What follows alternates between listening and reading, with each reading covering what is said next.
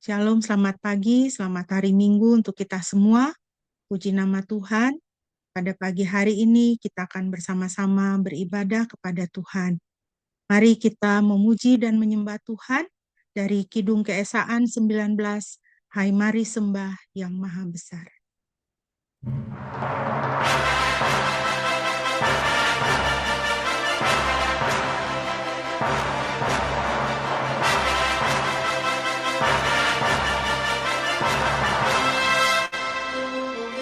Hai mari sembah yang maha besar, nyanyikan syukur dengan bergemar, perisai umatnya yang maha esa, mulia namanya, tahtanya megah.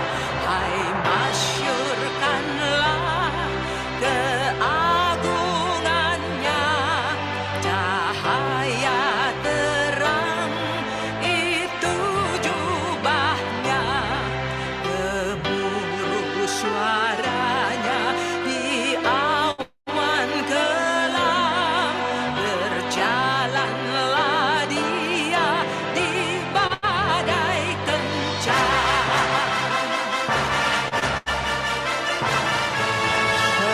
Pengasuhanmu betapa megah, udara dan terang menyatakannya, embun bertetesan dan hujan sejuk, lembah maupun bukit cermin kasih-Mu.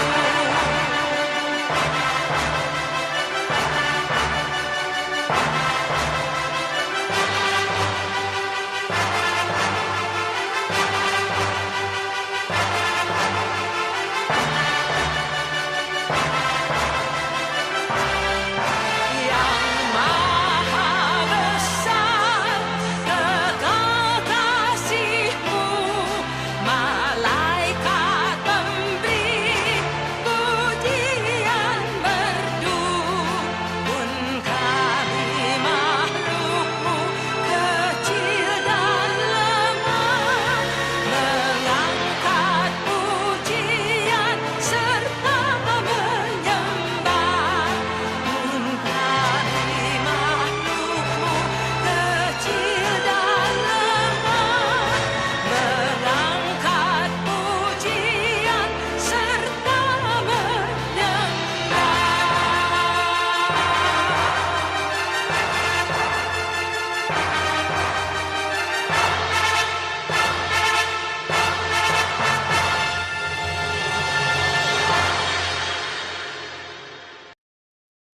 Mari kita mengarahkan hati kepada Tuhan.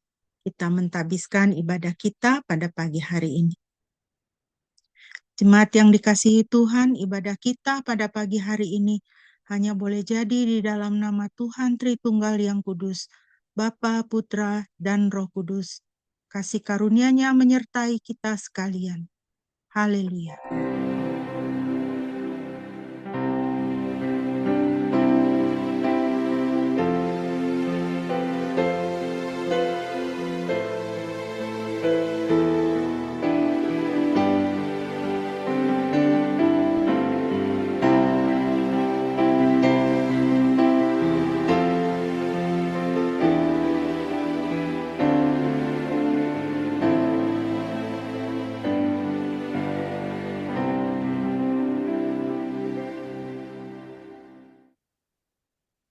Haleluya, amin.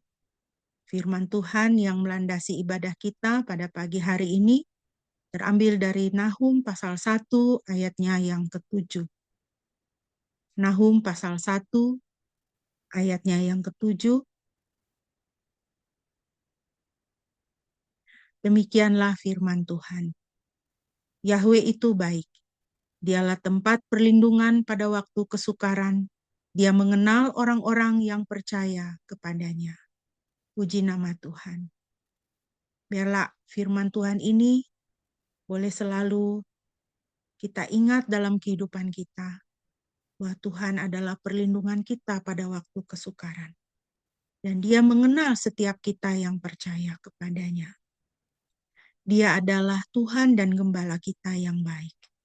Mari kita memuji Tuhan dengan bermazmur dari Mazmur pasal 23. Kita akan membaca Mazmur 23 dan saya minta kesediaan Shine untuk memimpin pembacaan Mazmur pasal 23.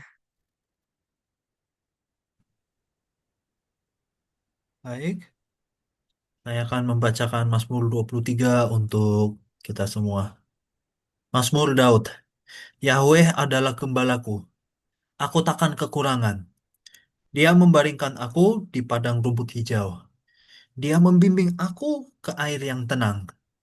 Dia menyegarkan jiwaku. Dia menuntun aku di jalan kebenaran oleh karena namanya. Sekalipun aku berjalan dalam lembah bayang-bayang kematian, aku tidak takut bahaya, karena engkau pesertaku. Gadamu dan tongkatmu, itulah yang menghiburku. Engkau menyediakan perjamuan bagiku di hadapan lawan-lawanku. Engkau mengurapi kepalaku dengan minyak, pialaku penuh melimpah. Sesungguhnya kebaikan dan kemurahan akan mengikuti aku seumur hidupku, dan aku akan tinggal dalam rumah Yahweh sepanjang masa. Selesai. Haleluya, puji nama Tuhan. Begitu indah dan luar biasa pemeliharaan Tuhan bagi kita, anak-anaknya yang mengandalkan Tuhan di dalam kehidupan kita. Kita akan merenungkan kebenaran firman Tuhan. Sebagai persiapan, mari kita menaikkan pujian dari Kidung Kesan 483. Tuhan betapa banyaknya berkat yang telah Kau beri.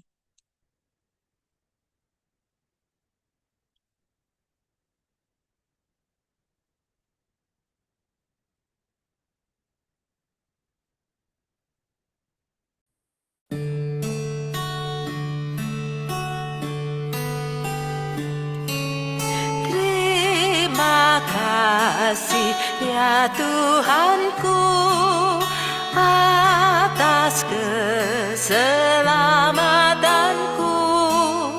Padaku telah Kau beri hidup bahagia abadi.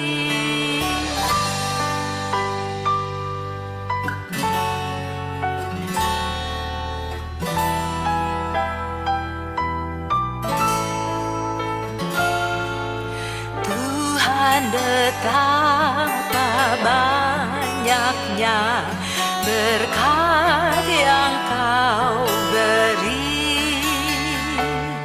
Teristimewa rahmat-Mu dan hidup abadi.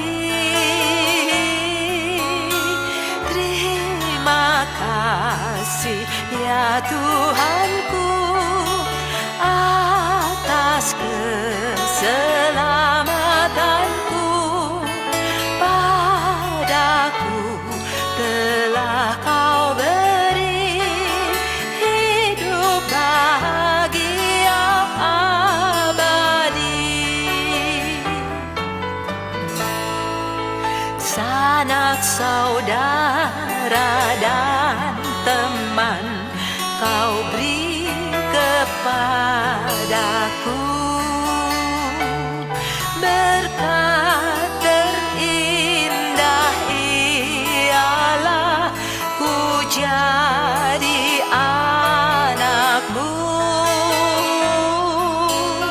Terima kasih ya Tuhanku atas keselamatanku.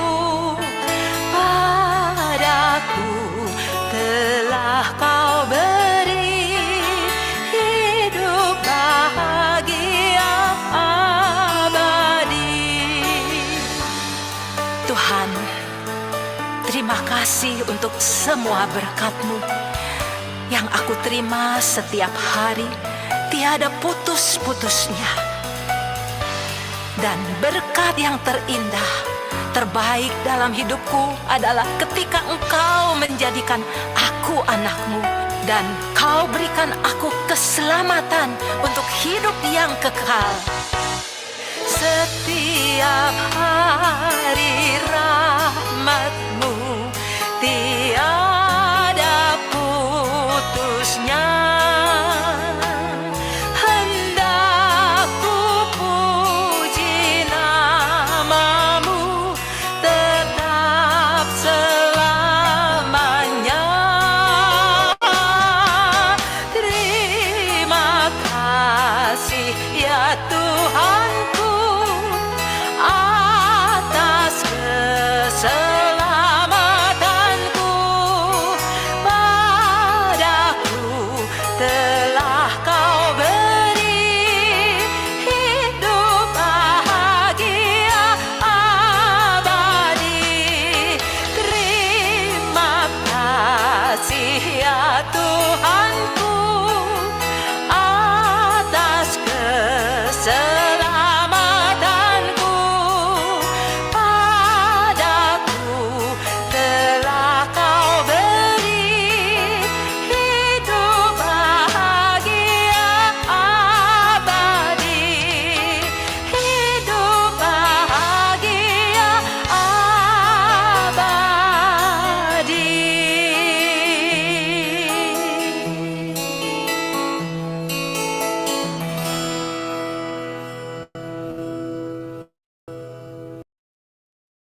Haleluya. Pembacaan firman Tuhan pada pagi hari ini terambil dari surat 1 Petrus, pasalnya yang kedua, ayat 11 sampai dengan ayatnya yang ke-17. Surat 1 Petrus, pasalnya yang kedua, kita akan membaca dari ayat 11 sampai dengan ayat 17. Bisa ditunjukkan ayat 11? Ayat 11, ya. Saya akan membacakan untuk kita sekalian. Demikian firman Tuhan. Saudaraku yang terkasih, sebagai orang-orang asing dan perantau, aku menasihati kamu agar menjauhi nafsu kedagingan yang berperang melawan jiwa. Milikilah perilaku yang baik di antara bangsa-bangsa, bukan Yahudi, supaya mereka yang memfitnah kamu sebagai pembuat kejahatan, setelah melihat perbuatanmu yang baik, mereka memuliakan Elohim pada hari Tuhan melawat kita. Selanjutnya, tunduklah kepada setiap peraturan manusia karena Tuhan, baik kepada raja sebagai penguasa tertinggi, maupun kepada para gubernur yang diutusnya untuk memberi hukuman bagi yang jahat, bagi yang berbuat jahat, dan pujian bagi yang berbuat baik. Sebab inilah kehendak Elohim, bahwa dengan melakukan perbuatan baik, engkau dapat membungkam kebodohan orang-orang yang tidak berpengetahuan. Sebagai orang merdeka, janganlah menggunakan kemerdekaan itu untuk menutupi kejahatan, melainkan hiduplah sebagai hamba Elohim. Hormatilah semua orang, cintailah persaudaraan, hormatilah Elohim, hormatilah Raja. Demikian pembacaan firman Tuhan untuk kita pada pagi hari ini. Yang berbahagia adalah setiap kita yang mendengar dan menjadi pelaku firman. Mari kita berdoa sebelum kita merenungkan firman Tuhan. Bapa, kami mengucap syukur pada pagi hari ini kami boleh bersama-sama membaca dan mau merenungkan firman Tuhan. Biarlah firman-Mu yang adalah makanan bagi roh dan jiwa kami boleh mengenyangkan, memenuhi kami pada pagi hari ini.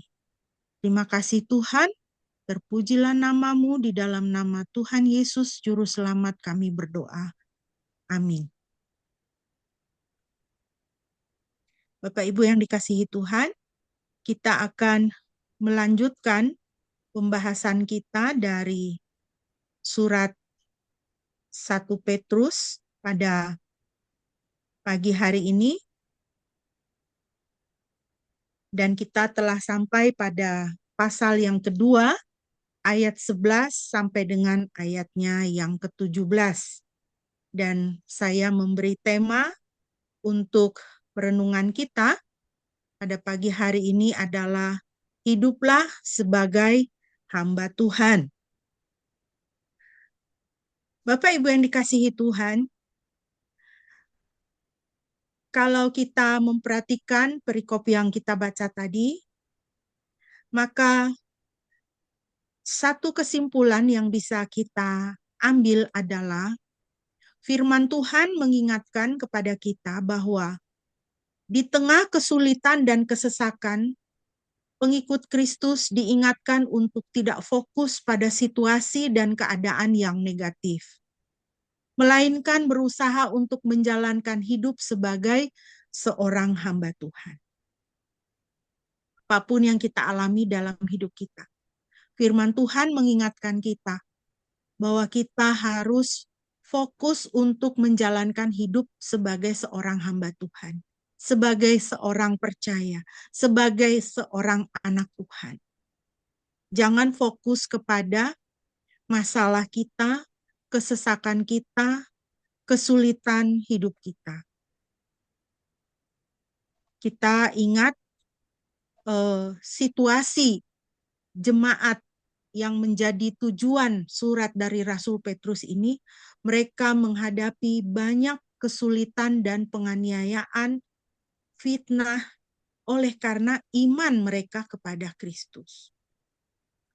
Mereka menjadi sasaran kebencian dari orang-orang Roma, ya, karena mereka menyembah Yesus Kristus, bukan menyembah kaisar, dan mereka juga menjadi sasaran kebencian dari keluarga mereka karena mereka menjadi pengikut Kristus.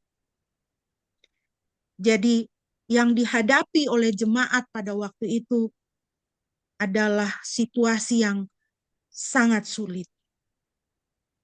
Dan di sini mereka diingatkan untuk fokus menjalankan hidup sebagai anak Tuhan. Bukan fokus pada kesulitan yang mereka alami. Mari kita lihat 3 poin di dalam perikop yang sudah kita baca. Poin yang pertama adalah jemaat dinasehatkan atau diingatkan untuk memiliki cara hidup yang baik. Ayat 11 dan 12.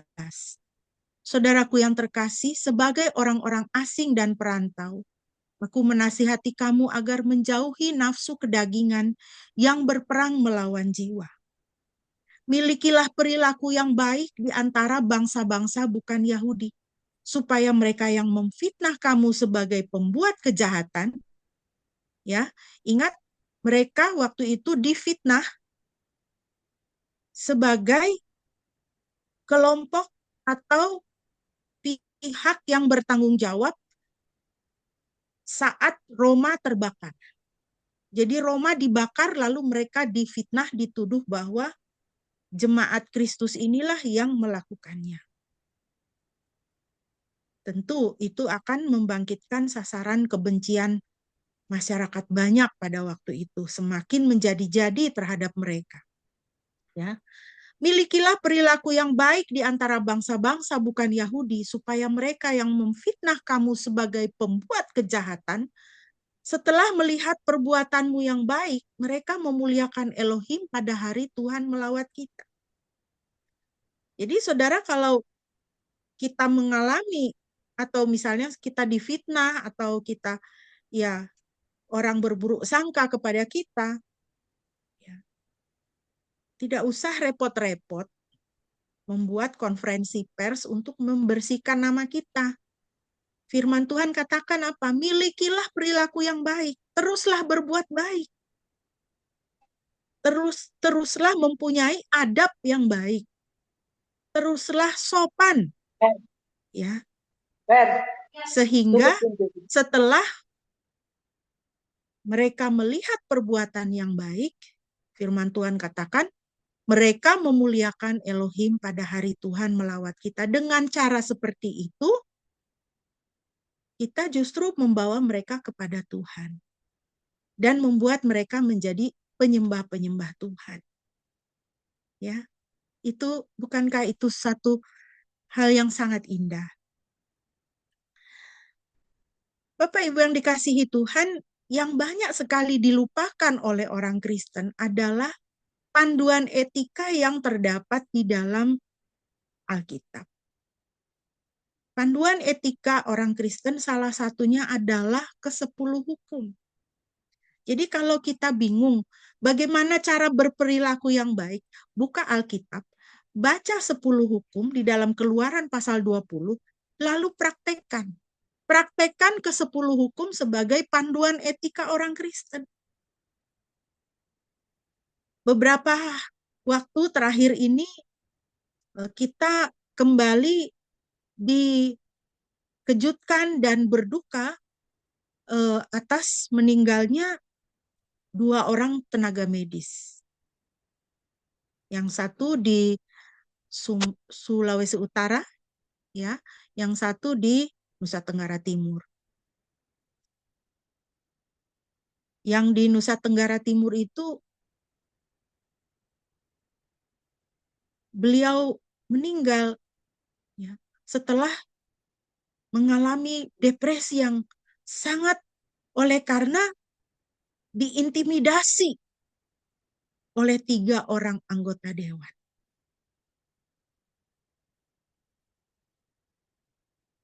Ini kan menyedihkan, ya.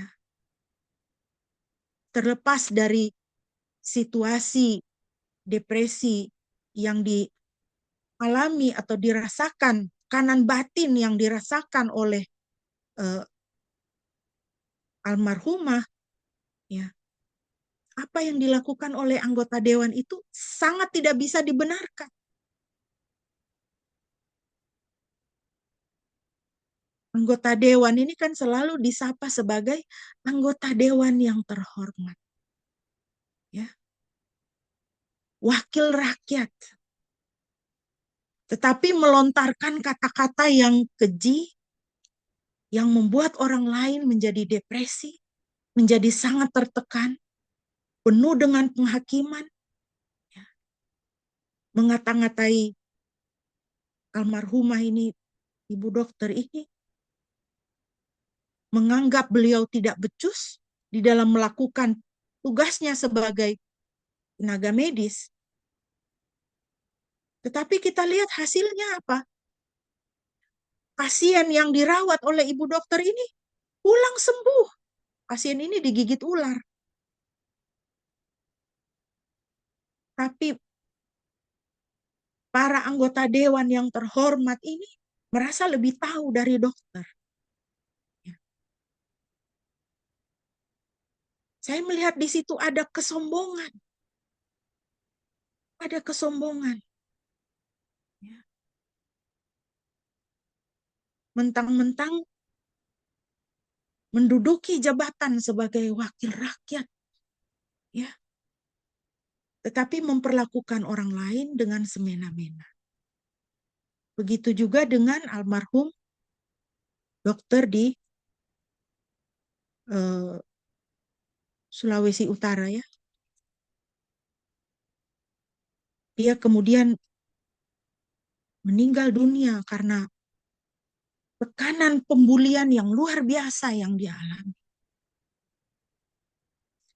Saya terus terang Bapak Ibu, saya merasa sangat sedih karena ini terjadi, ya. 2 peristiwa ini terjadi di daerah-daerah yang mayoritas orang Kristen. Kita sudah terlalu jauh kita meninggalkan firman Tuhan. Tidak usah aturan etika yang rumit-rumit. 10 hukum saja kita kerjakan. Ya. 10 hukum saja kita sebagai orang Kristen kita kerjakan. Ini menjadi panduan etika bagi orang Kristen. Jika kita menaati firman Tuhan, kita tidak akan menjadi pelaku kejahatan yang menyebabkan orang lain kehilangan nyawanya. Kita harus banyak bertobat, saudara. Orang Kristen harus banyak bertobat karena tidak memiliki perilaku yang baik di tengah-tengah saudara-saudara sebangsa dan setanah air. Firman Tuhan hari ini mengingatkan kepada kita supaya kita memiliki perilaku yang baik. Karena dengan kita memiliki perilaku yang baik, firman Tuhan katakan, orang-orang akan memuliakan Tuhan. Kita menjadi berkat untuk orang lain dan orang-orang akan memuliakan Tuhan kita. Yang kedua, Bapak Ibu, dari ayat 13 sampai ayat 15, diingatkan oleh firman Tuhan supaya orang percaya tunduklah kepada pemerintah oleh karena Tuhan. Jadi tunduk kepada pemerintah bukan karena pemerintahnya baik. Tunduklah kepada pemerintah oleh karena Tuhan. Orang yang takut akan Tuhan, dia tunduk kepada pemerintah. Selanjutnya tunduklah kepada setiap peraturan manusia karena Tuhan, baik kepada raja sebagai penguasa tertinggi, maupun kepada para gubernur yang diutusnya untuk memberi hukuman bagi yang berbuat jahat dan pujian bagi yang berbuat baik. Sebab inilah kehendak Elohim bahwa dengan melakukan perbuatan baik, engkau dapat membungkam kebodohan orang-orang yang tidak berpengetahuan. Kita harus setting lagi, mengatur lagi cara berpikir kita. Ya. Melakukan perbuatan baik itu bukan suatu kelemahan. Ya. Dunia ini kan menganggap sepele, menganggap remeh melakukan perbuatan baik. Kalau saya bisa balas dendam, ya, engkau menyakiti saya menyakiti engkau, lebih jahat lagi, ya. Itu kan ajaran dunia. Itu dianggap kita lebih kuat. Tapi firman Tuhan katakan, dengan melakukan perbuatan baik, engkau membungkam kebodohan orang-orang yang tidak berpengetahuan. Orang-orang yang bebal. Jadi jangan kita jemu melakukan perbuatan baik. Karena itu adalah suatu kekuatan firman Tuhan mengajarkan kepada kita. Nah pertanyaannya, bagaimana kalau pemerintahnya zolim? Ya kan? Apa yang dialami oleh jemaat di dalam surat 1 Petrus ini kan pemerintahnya zolim. Bukan cuma zolim, jahat. Jahat, gila, dan psikopat itu. Kaisar Nero itu. Bagaimana kalau pemerintah seperti itu? Sikap kita bagaimana? Yang pertama adalah berdoalah untuk pemerintah. Jangan jemu berdoa untuk pemerintah. Jangan kita hanya berani mengkritik pemerintah, tapi kita tidak pernah mendoakan pemerintah. Kita tidak pernah memperkatakan berkat untuk pemerintah. Ya. 1 Timotius 2 ayat 1-4.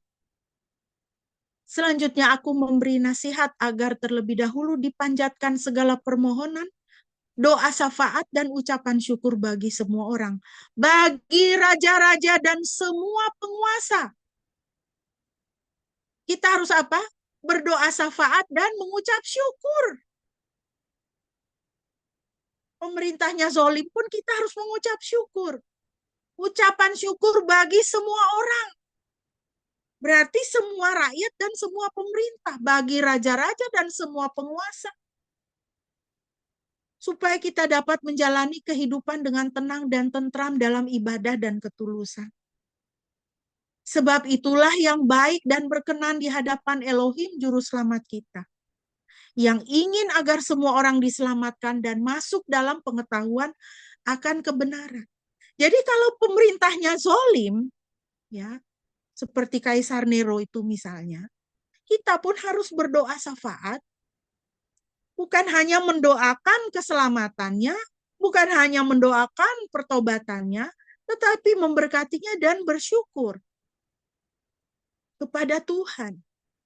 Kenapa? Karena pemerintah yang zolim pun Tuhan ingin supaya dia diselamatkan. Amin. Dan masuk dalam pengetahuan akan kebenaran. Orang yang jahat kepada saudara, saudara harus doakan. Saudara harus perkatakan berkat. Bukan cuma supaya dia bertobat, tetapi supaya dia diselamatkan. Karena Tuhan ingin dia diselamatkan.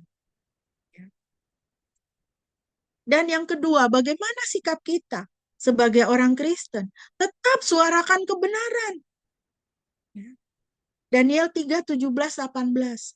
Sesungguhnya Elohim yang kami puja, mampu melepaskan kami dari perapian yang menyala-nyala itu. Dan dia pun akan melepaskan kami dari tanganmu ya Raja. Tetapi jika tidak, hendaklah engkau ketahui ya Raja, bahwa kami tidak akan memuja ilah-ilahmu atau menyembah patung emas yang telah engkau dirikan itu. Saudara tahu kisah ini ya dari Daniel pasal 3 mengenai perapian yang menyala-nyala. Di mana Sadrak, Mesak, dan Abednego dimasukkan ke dalam dapur api yang menyala-nyala itu karena tidak mau sujud menyembah patung emas yang didirikan oleh raja pada waktu itu. Semua orang sujud menyembah, mereka tetap berdiri. Mereka menentang raja. Karena apa? Mereka menyampaikan kepada raja, apa yang kau buat itu ya raja, itu tidak benar. Kau tidak berjalan di dalam kebenaran.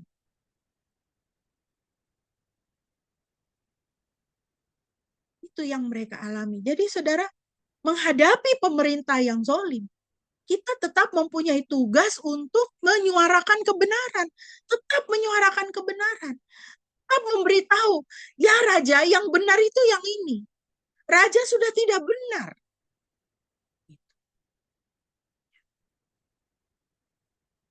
Bukan melawan raja. Kita tidak melawan raja.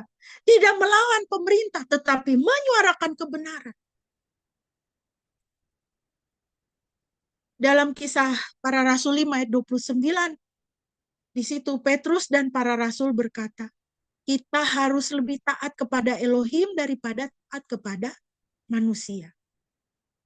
Ya. Sama seperti kalau kita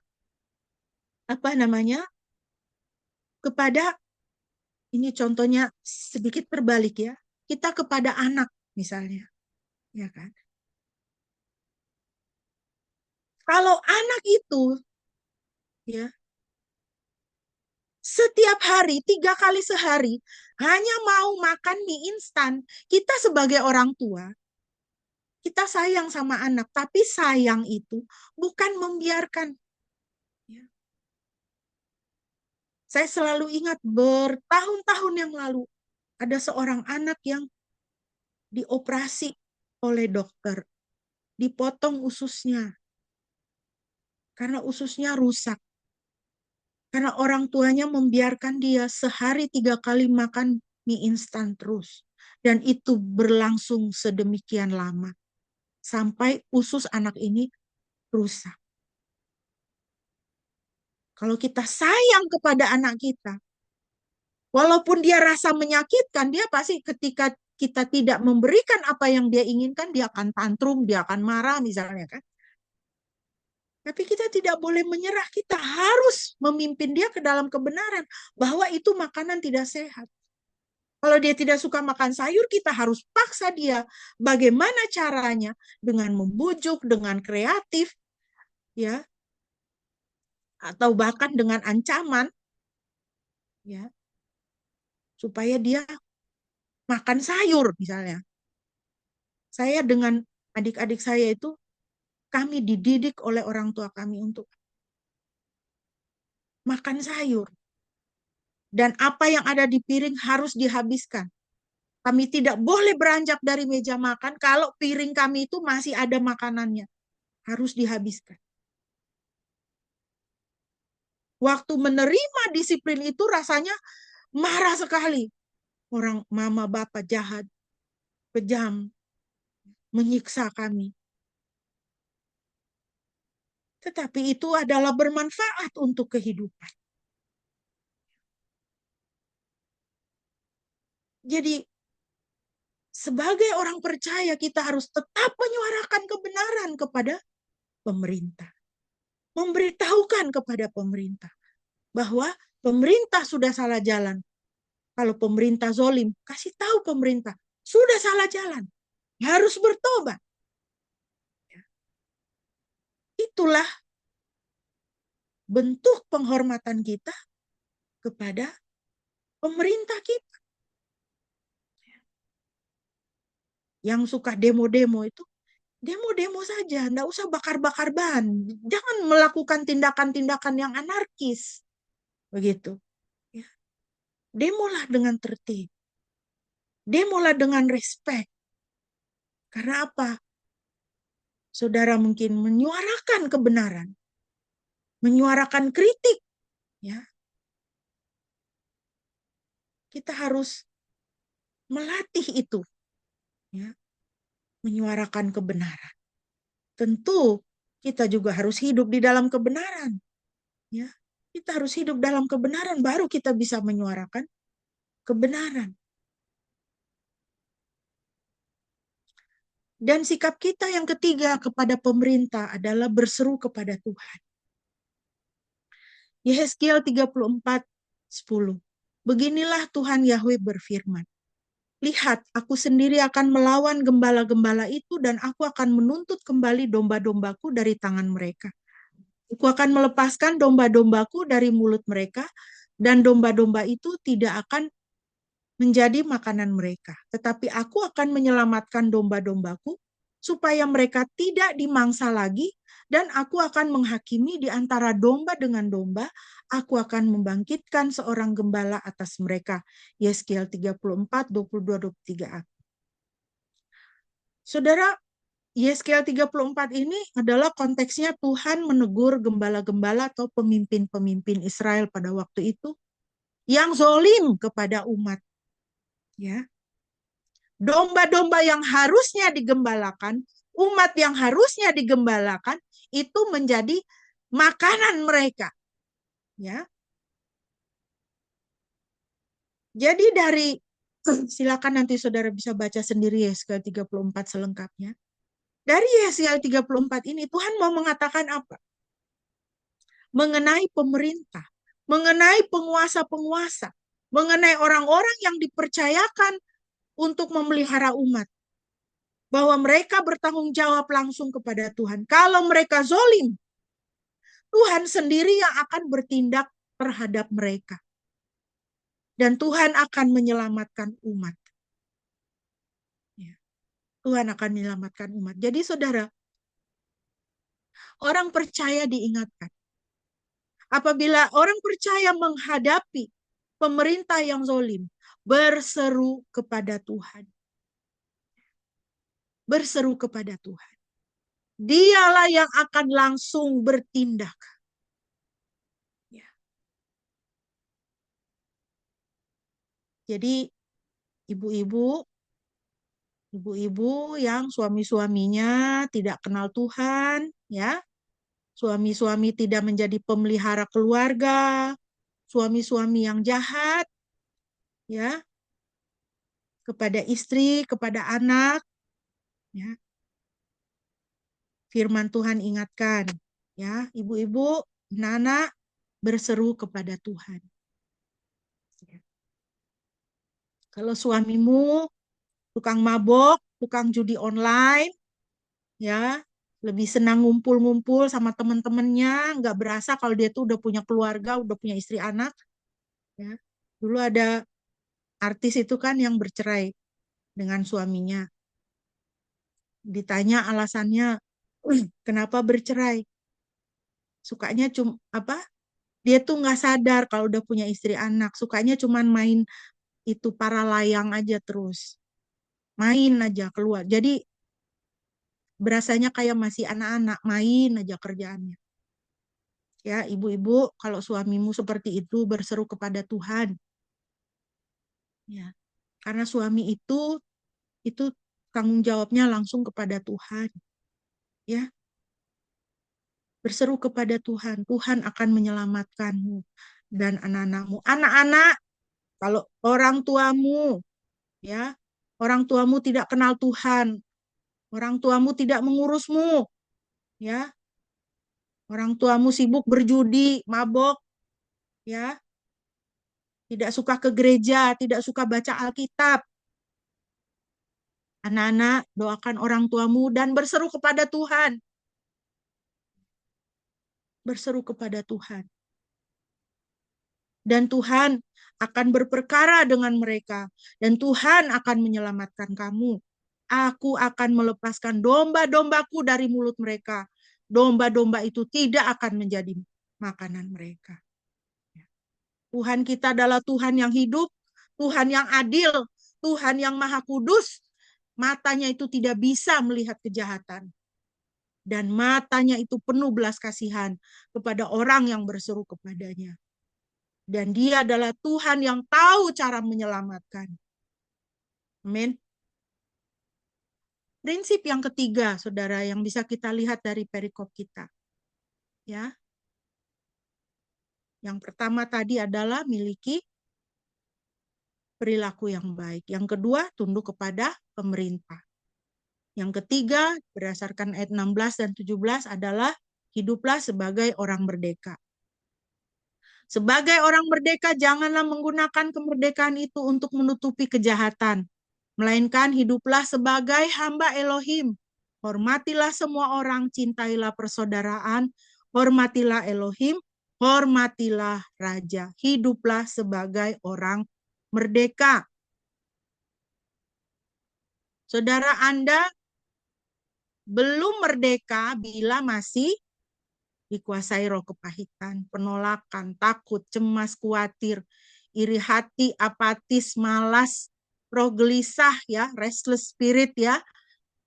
Restless spirit itu, ya, tidak punya damai sejahtera, gampang sekali marah, gampang sekali cemas, ya, gelisah, nggak tenang dalam hidupnya. Ya. Punya roh mamon, dikuasai roh mamon, ya. Orang-orang yang mempunyai banyak uang lalu menindas orang lain, ya. Orang-orang yang duduk di kekuasaan lalu menindas orang lain, itu dikuasai oleh roh mamon. Orang-orang yang masih mengidentifikasi dirinya dengan barang-barang yang branded, ya. Harus terus beli baju, ya. Tiap ada mau pesta beli baju baru, tiap Natalan beli baju baru, tiap tahun baru beli baju baru. Itu dikuasai oleh roh mamon. Kalau saudara masih seperti itu, saudara belum merdeka. Walaupun KTP saudara itu orang Kristen. Anda masih belum merdeka bila apa? Terlibat dan terikat praktek-praktek kuasa gelap. Hari Minggu ke gereja, hari Senin baca-baca horoskop. Ya. Hitung-hitung hari baik, kapan hari baik untuk nikahkan anak. Kapan hari baik untuk menguburkan, ya, keluarga.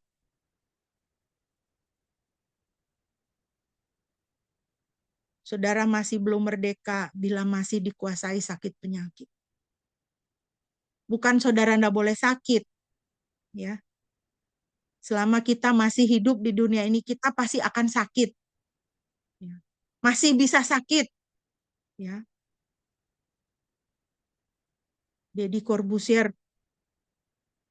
yang begitu ngejimnya pernah terkena stroke. Ya. Kita masih bisa sakit, tetapi pertanyaannya, apakah kita dikuasai oleh sakit penyakit itu? Sakit itu tidak enak. Sakit itu tidak enak.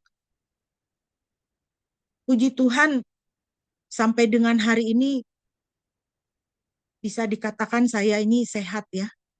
Saya tidak punya sakit apa-apa yang aneh-aneh. Tetapi saya adalah saksi mata di dalam keluarga saya. Orang tua saya, adik-adik saya. Adik-adik saya 2 orang laki-laki sudah pulang ke Tuhan Yesus. Sakit jantung.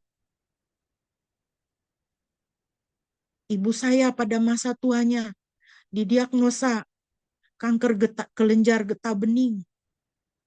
Bapak saya menderita fatty liver selama 12 tahun. Dan saya melihat bagaimana penyakit itu menggerogoti tubuh mereka. Dan penuh dengan kesakitan dan penderitaan. Tetapi satu hal yang bisa saya saksikan. Bahkan di dalam kesakitan, mereka tidak menyerah. Mereka tidak menyerah dengan penyakit itu.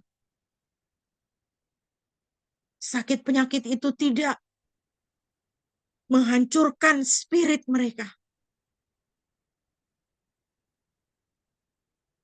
Setiap kali adik saya, dia rasa jantungnya tertikam. Itu maut sudah di depan mata. Dia sudah tahu ini antara ini tertikam ini sebentar lagi dia hilang, atau tertikam ini kemudian sebentar lagi saya sudah mati. Ketika sakit itu datang, hanya berkata, Tuhan, kalau Tuhan mau ambil saya sekarang, saya sudah siap. Sekarang saya mau tidur, kalau Tuhan mau ambil saya sudah siap. Tapi kemudian pergi tidur, bangun, tidak sakit lagi. Ya sudah, bangun, kerja. Kantor, urus anak, urus rumah.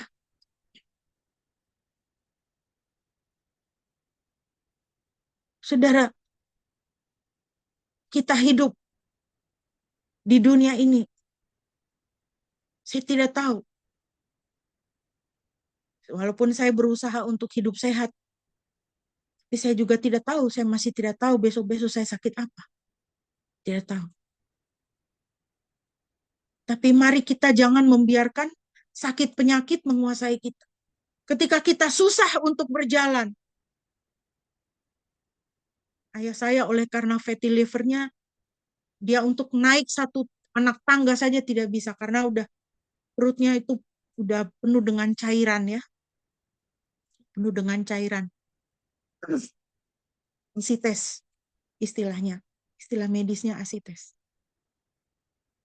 Badannya kurus tapi perutnya buncit karena penuh dengan cairan dan itu sakit.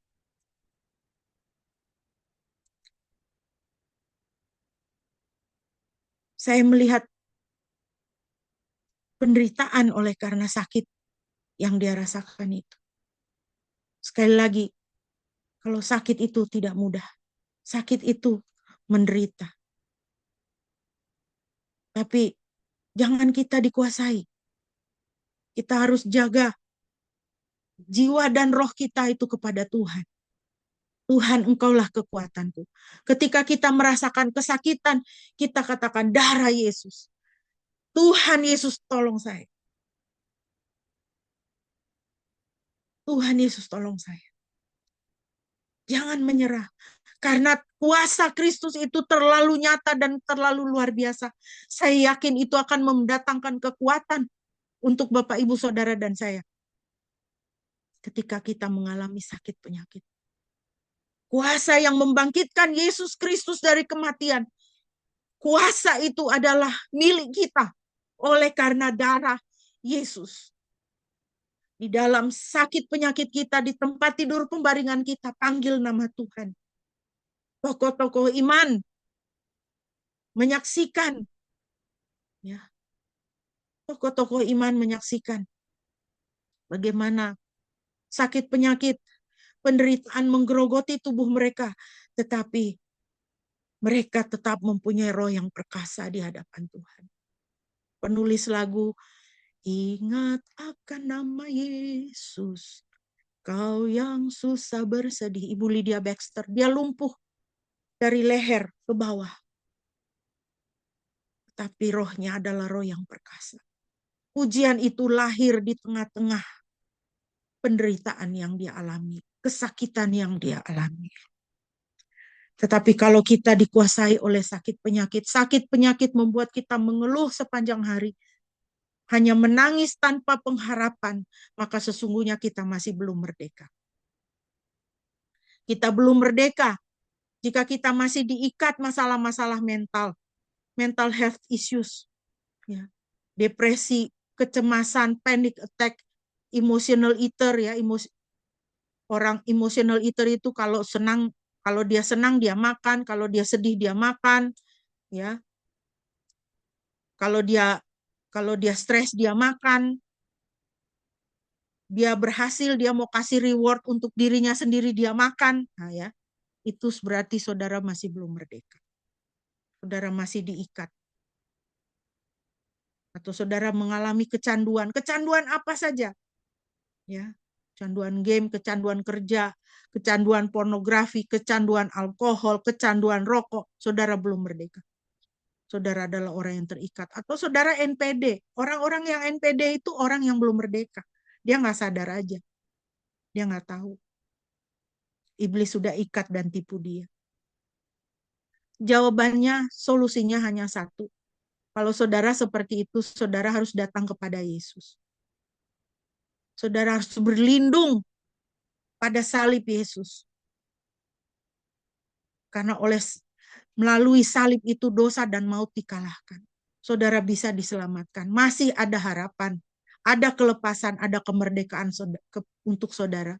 Dan sudah dikerjakan oleh Yesus Kristus Tuhan dan Juru Selamat. Saudara harus datang kepadanya. Katakan, Yesus, masuklah dalam hidupku.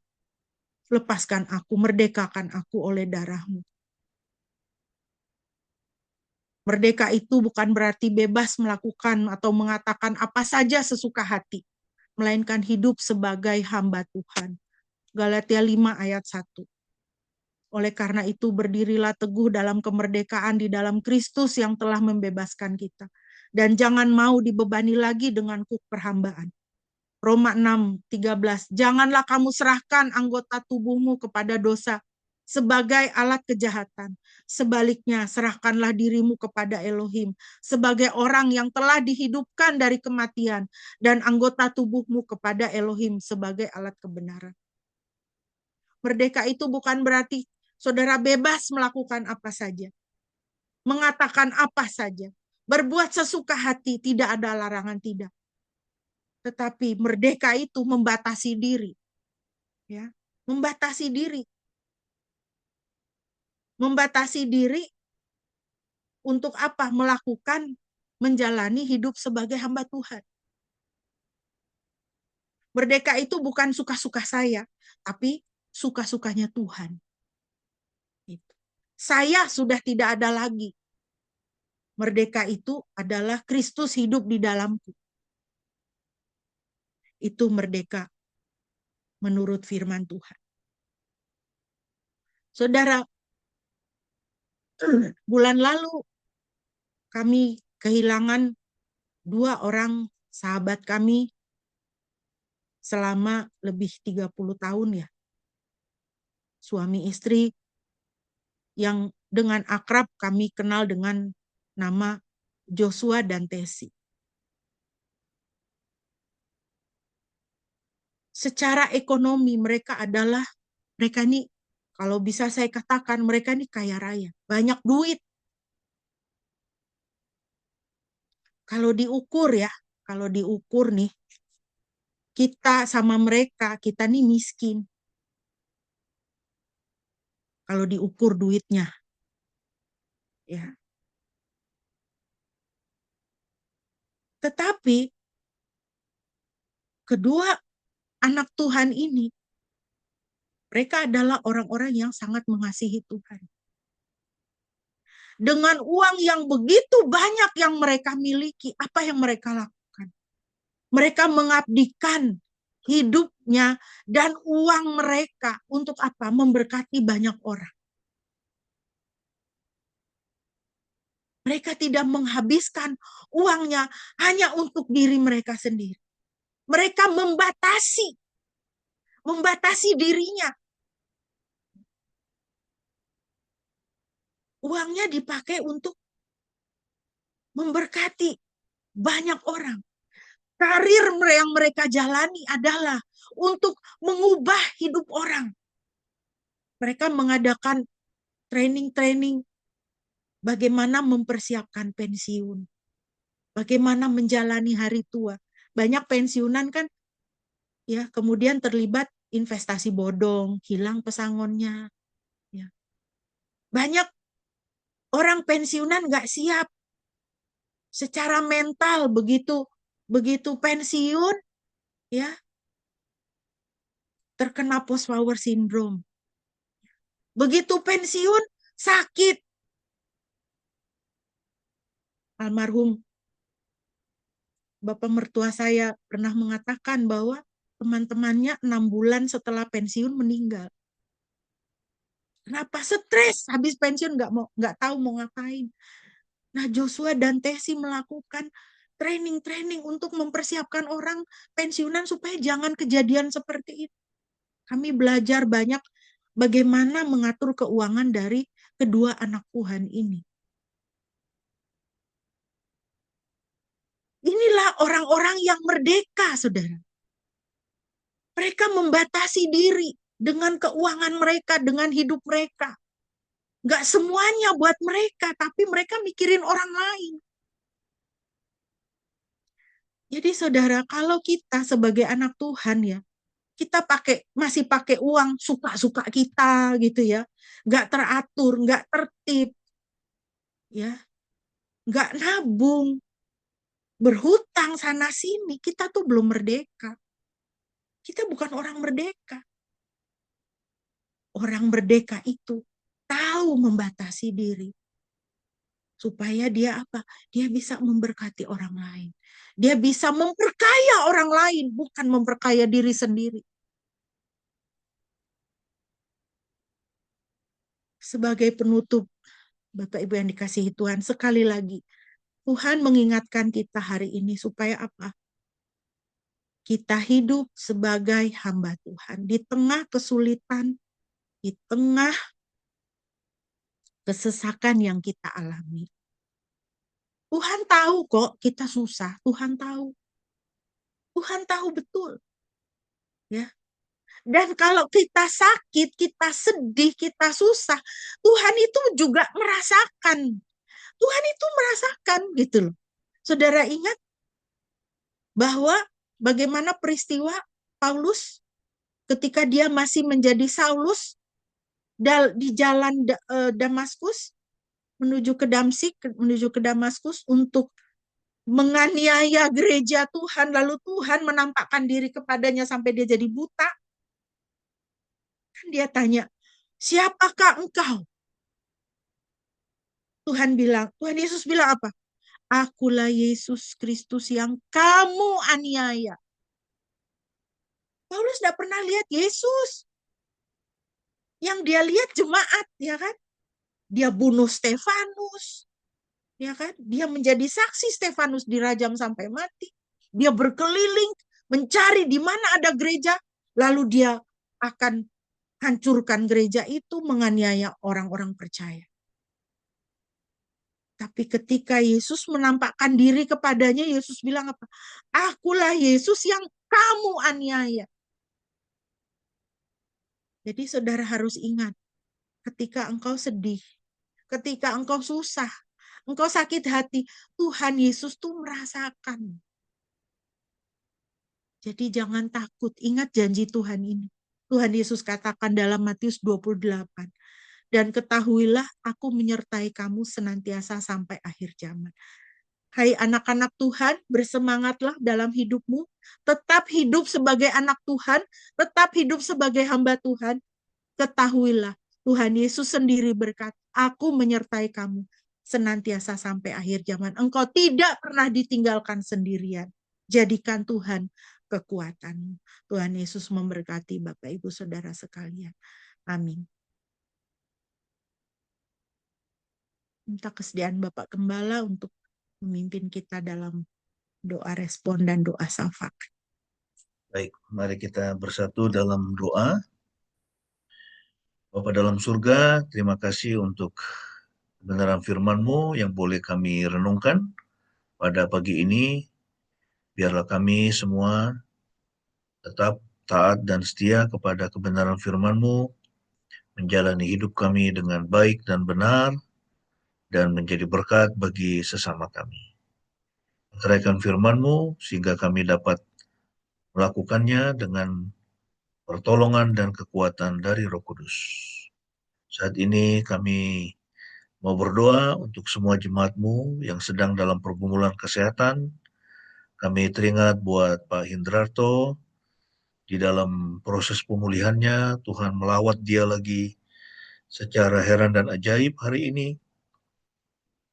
Menjamah dia, mengangkat semua kelemahan-kelemahan tubuhnya, organ-organ tubuhnya semua dipulihkan, disegarkan oleh Tuhan, disehatkan lagi, sehingga dia dapat beraktivitas dengan normal, pulih seperti semula.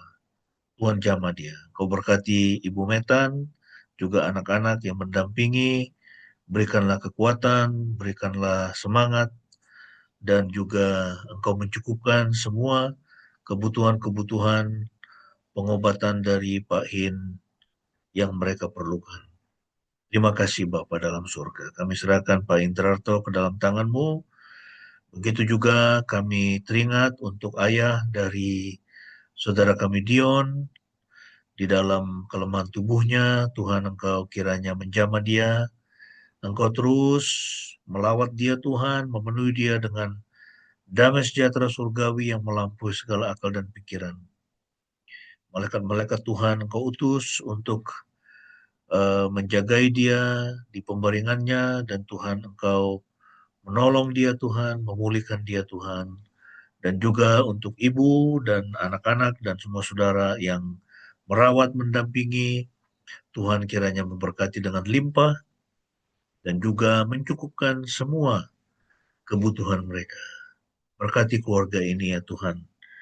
Kami juga mau berdoa untuk Mama Sian yang besok akan operasi mata di Rumah Sakit Yap.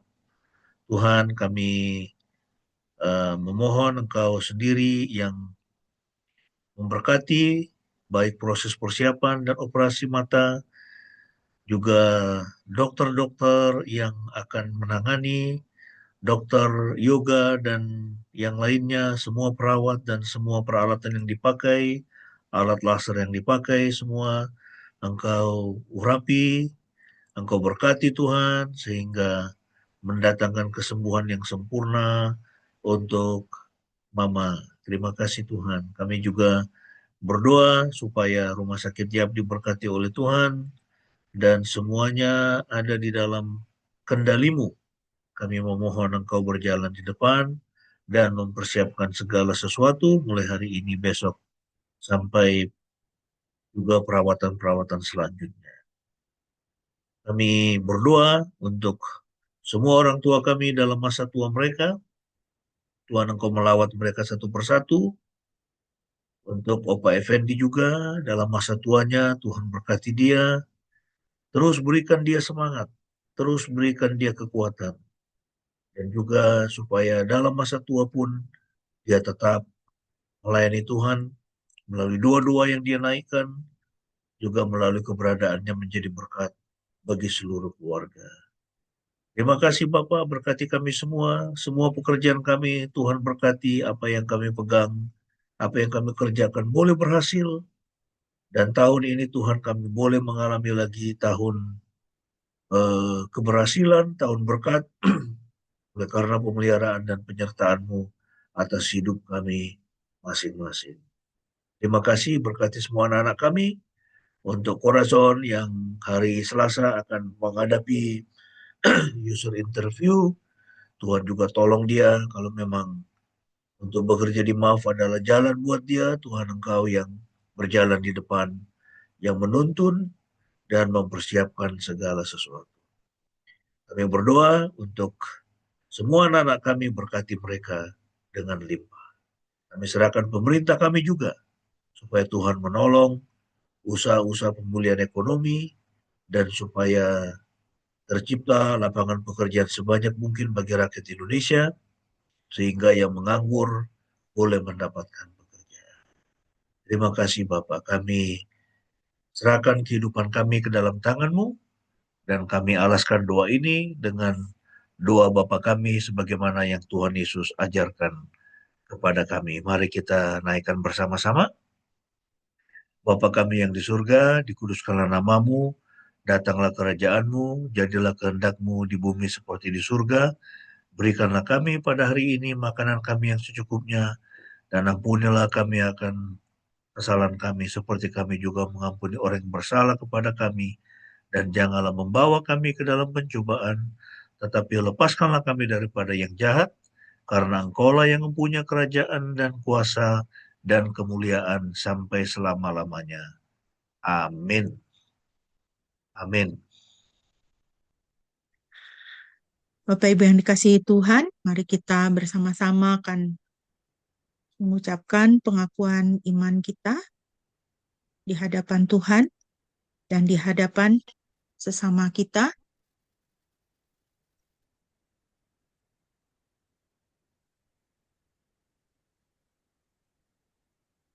Marilah kita berkata demikian.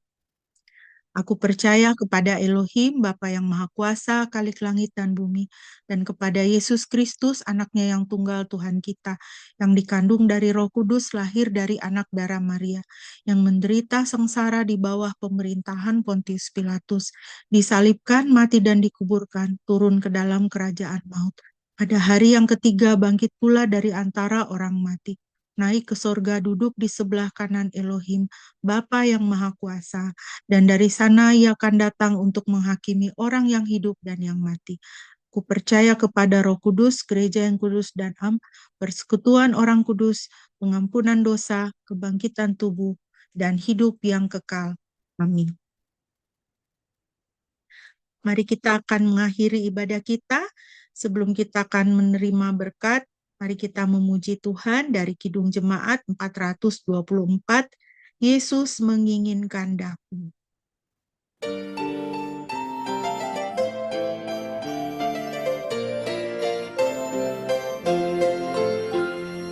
Yesus menginginkan daku bersinar baginya, dimanapun ku berada, ku mengenalkannya. Bersinar, bersinar, itulah kehendak Yesus. Bersinar, bersinar, aku bersinar terus.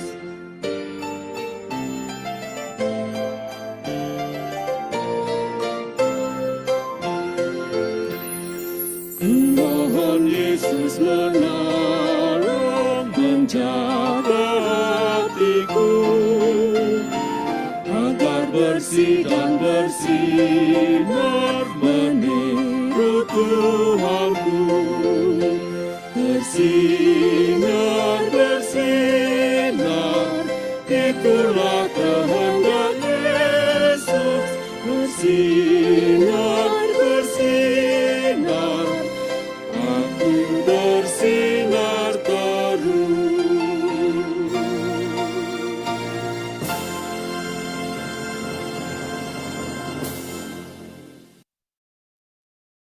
Jemaat yang dikasihi Tuhan, arahkanlah hatimu kepada Tuhan dan terimalah berkat-Nya.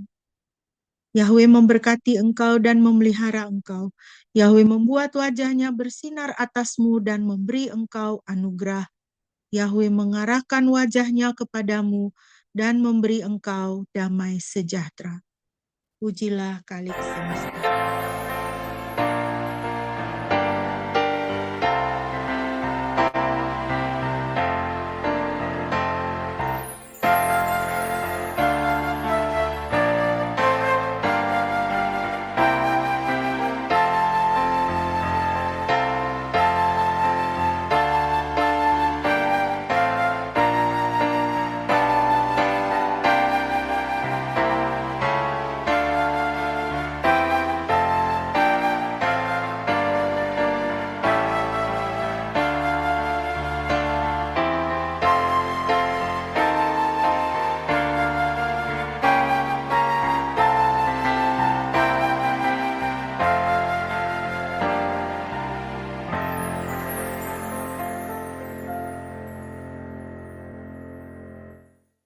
Amin. Mari kita bersaat teduh.